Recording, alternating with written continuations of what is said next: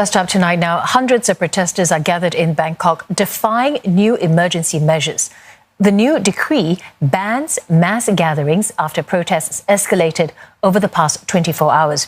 And in a moment, we'll go live to Mae Wong and Saksesa Sambat at opposite ends of Ratchaprasong intersection in Bangkok. But first, a look at the events leading up to this hour. Thailand woke up to an emergency decree announced by the government overnight. It bans gatherings of 5 or more people. The new rules come a day after an escalation in protests, calling for Prime Minister Prayut Chan-o-cha to step down. The government says it's to prevent further incidents after protesters obstructed the royal motorcade. As the emergency measures kicked in, riot police moved in on protesters camped outside the Prime Minister's office. More than 20 people, including 3 protest leaders, have been arrested. กลุ่มผู้ชุมนุมนะครับให้มาชุมนุมบริเวณราชประสงค์นะครับในช่วงบ่ายช่วงเย็นนี้นะครับก็มีความชัดเจนอยู่แล้วว่าการชักชวนนั้นก็ถือว่าเป็นความผิดผู้ที่มาร่วมชุมนุมก็จะถือว่าเป็นผู้ที่ทำความผิดด้วยนะครับอยากจะเรียนให้ทราบว่าท่านจะอ้างว่าไม่รู้กฎหมายนะครับไม่รู้ระเบียบไม่รู้คำสั่งไม่รู้ประกาศคงไม่ได้ Protests have been going on for months, calling on the Prime Minister to resign.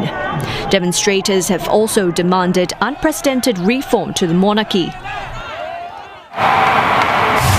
Sakseth joins us now. Sakseth, we'll come to you first. Protesters haven't let the emergency decree stop them from rallying. Yes, indeed, Steve.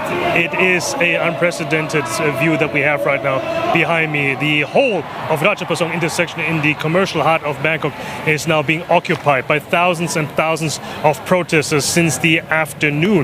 And yeah, emergency decree or not, these people are not letting that deter them from coming here and to voice their dissent. And they have come here out in force. Now, there are police officers here that are sitting down, they are staying put, as we are seeing right now, and there's no sign of any movement whatsoever in terms of being dispersed or of the police cracking down on them. Now there's a question, why are they doing this? Now they have been coming out for 4 months, and we had 4 big rallies in just as many months coming out to call for vast political changes, including those of the monarchy, which is unprecedented, to call for transparency and also accountability in the palace's dealings and decisions. These things have only been whispered not too long ago, but now they're out in the open with the demands by the protest leaders. And the question is going forward is that how long, how patient will the authorities be in the calls for reforms? Now, at least for this evening here, it looks like we could be in for a second long evening with the protesters occupying Ratchaprasong intersection. Right, I want to bring Mae into this conversation as well. Mae, you're also there. How do you expect the government to respond to this blatant defiance by protesters? Blatant defiance is exactly what you're seeing here right now.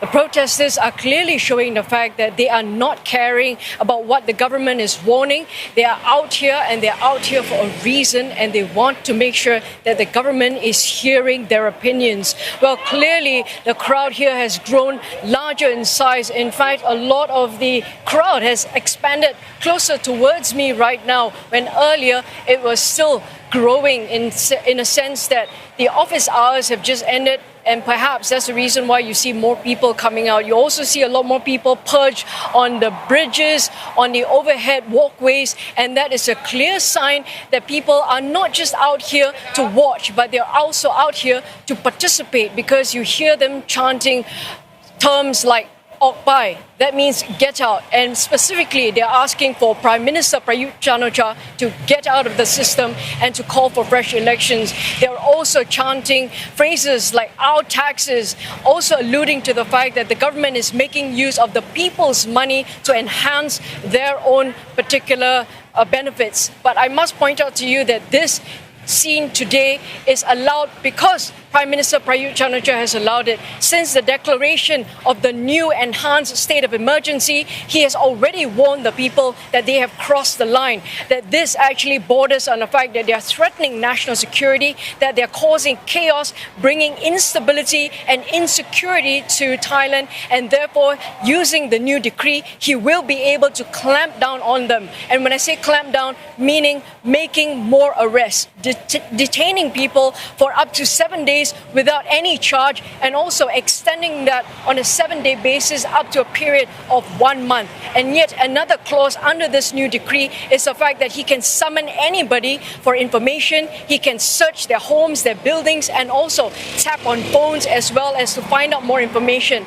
But more importantly as well, one key clause in this decree is that he can order the army soldiers to come out to reinforce and back up the police officers on the ground. That is something that nobody wants to see, because that could potentially result in very violent clashes, and the outcome will be extremely ugly. At this stage, we have not seen that yet. But please remember the fact that there is this possibility that the government is able to make use of that, simply because if they feel that they need to clamp down and put a lid on the current situation and not allow it to exacerbate, then that is what we're going to see. At this moment, it clearly shows that the people are not heeding the government's warning, and they really want the government to listen and to do something about it.